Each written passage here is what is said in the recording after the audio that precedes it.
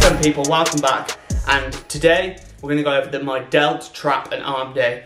I've chosen to split my workouts like this because I find that delts, traps and arms are quite easy to recover from, and even though they may be sore, I find that it's not as fatiguing as the bigger workouts, and I quite enjoy training these muscles, so pairing them all together is just fun. And really the main reason you get into the gym in the first place is fun, so you gotta have some fun along the way. I also don't really like push-pull legs, and I've always found when I've been doing 6-day splits that this one has always worked better for me than a push-pull leg, so give it a try if you like.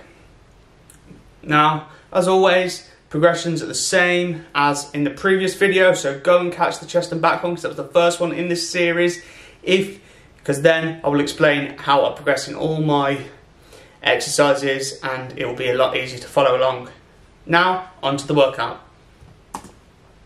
Okay, so for the first workout on day one, we start with a lateral raise. This is a cable lateral raise, and we're starting with this because I'm focusing more on side delts. As you can see, I go all the way down right in the middle and come all the way up at the top. I use this one instead of a dumbbell because it's harder throughout the range of motion, whereas a dumbbell is only hard at the bottom part of the movement. I do a dumbbell on another day, but variation, it's good to mix it up.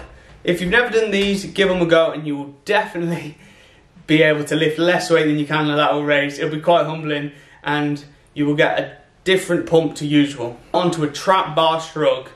I've chosen this because your traps actually work inwards, up and in. So when you're using a barbell, it sort of catches off your hips and it's not very functional, but this is actually lining up with your traps and it works better and I get a lot better trap pump. So if you're used to doing normal shrugs, give this a go because it will actually be a lot better for how your traps are supposed to work. And then next up we have the machine overhead press. I've chosen this because it's a high amount of stabilization, and with most overhead pressing movements, especially dumbbells and barbell, there's a lot of other muscles taking over.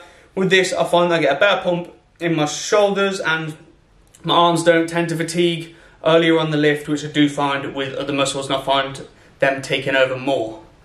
Then next, we are going on to arms. So we've got hammer curls with the bench against us, and we've just got these because the bench stops you from moving and it's a lot more honest progression, because when you stood with the hammer curls, even if you don't mean to, it's very easy to swing. And even if you are the most honest person in the world, you will still swing from time to time. It's just inevitable.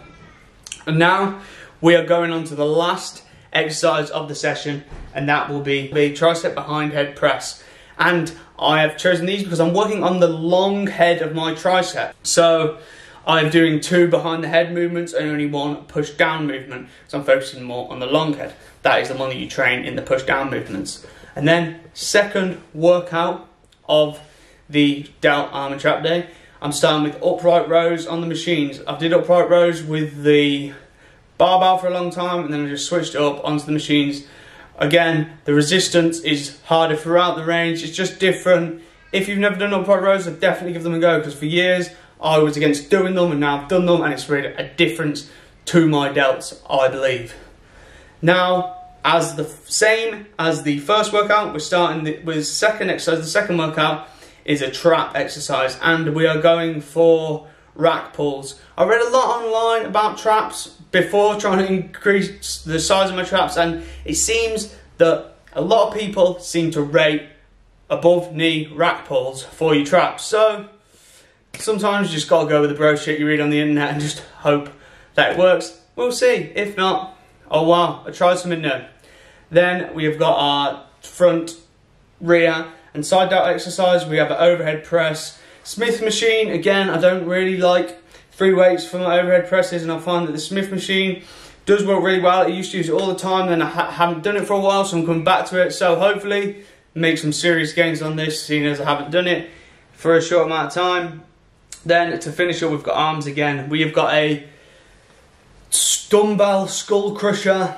I chose these over the barbell because I find that you can get a better range of motion, it's more controlled, and my triceps are different sizes. So I think it's my left always fatigues before my right, so using the dumbbells will actually try to help me to recover from that imbalance. Even though you're going to have some imbalances, that is just non-negotiable. It's good to try and decrease them over time, because I usually only do two-handed tricep work. If you have got imbalances, try one-handed stuff. It should even itself out over time.